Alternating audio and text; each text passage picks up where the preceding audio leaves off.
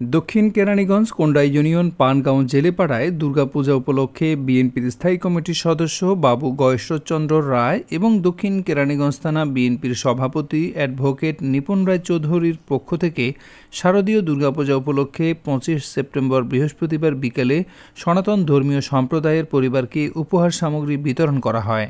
এ সময় পূজা মণ্ডপটির নিরাপত্তা কমিটির আহ্বায়ক হিসেবে দায়িত্ব পালন করেন দক্ষিণ কেরানীগঞ্জ থানা বিএনপির নির্বাহী সদস্য আলহাজ মোহাম্মদ জাকির হোসেন। জেলেপাড়া পূজা কমিটির সভাপতি বিজয়চন্দ্র দাস, সাধারণ সম্পাদক ভজন রাজের নেতৃত্বে দুর্গাপূজায় উপহার সামগ্রী বিতরণের কার্যক্রম পরিচালনা করা হয়।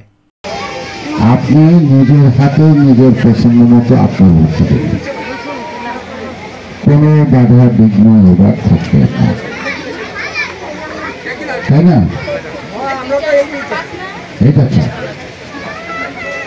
এখন আমাদের তো একটা দল আছে না, আমাদের যে ভোটের মার্কা কি আরেকটা জোরে বলেন, ধানের শীষ ছিলেন? যদি চিনেন তো অন্তরে রাখেন, আপনাদের একটা ভোট ধানের শীষে দিবেন।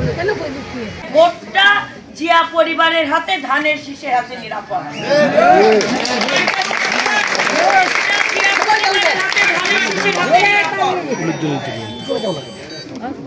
শেখ হাসিনার ছেলে পালাই গেছে না, তার মেয়ে 1000 কোটি টাকা বিদেশে পাচার করছে না, তার বোন রেহানা 1000 কোটি টাকা বিদেশে পাচার করছে না।